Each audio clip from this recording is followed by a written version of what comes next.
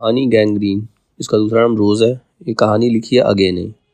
यह अगे की सबसे प्रसिद्ध कहानी है, जिसमें उन्होंने दिखाया है कि किसी भी प्रकार के नएपन से रहित जीवन में व्यक्ति और व्यक्तियों में संबंध किस प्रकार टूटते हैं। मतलब वो जो रिश्ता होता है वो एक बोझ बन जाता है।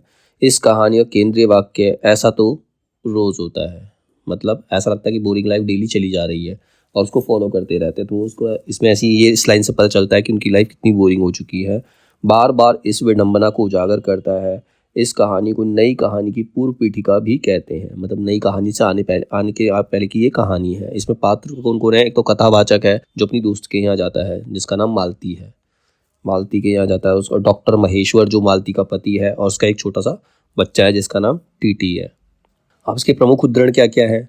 मैंने देखा उन आंखों में कुछ विचित्र सा भाव था, मानो मालती के भीतर कहीं कुछ चेष्टा कर रहा हो, किसी बीती हुई बात को याद करने की, किसी बिखरे हुए वायुमंडल को पुनः जगाकर गतिमान करने की, किसी टूटे हुए व्यवहार तंतु को पुनर्जीवित करने की, और चेष्टा में सफल ना हो रहा हो।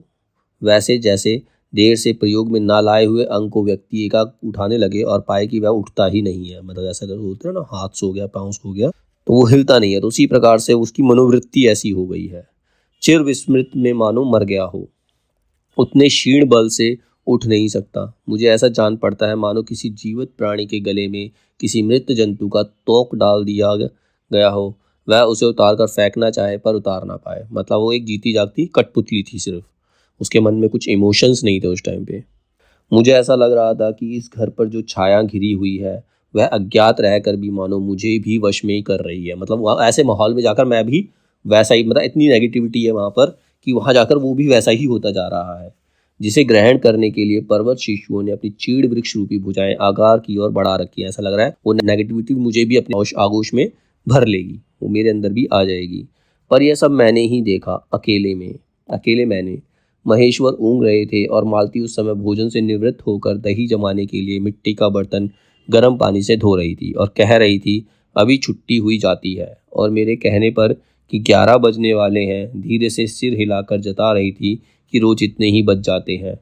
मालती ने सब कुछ नहीं देखा। मालती का जीवन अपनी रोज की नियत गति से बहा जा रहा था और एक चंद्रमा की चंद्रिका के लिए, एक संसार के लिए रुकने को तैयार नहीं था। मतलब आसपास के वातावरण को देखने का भी उनके पास टाइम नहीं था, उसको भी एंजॉय नहीं कर पा रहे थे।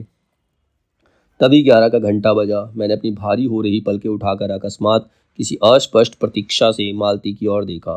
11 के पहले घंटे की धड़कन के साथ ही मालती की छाती एकाएक फफोले की भांति उठी और धीरे धीरे बैठने लगी, और घंटा ध्वनि के कंपन के साथ ही मुंह खो जाने वाली आवाज में उसने कहा, 11 बज गए।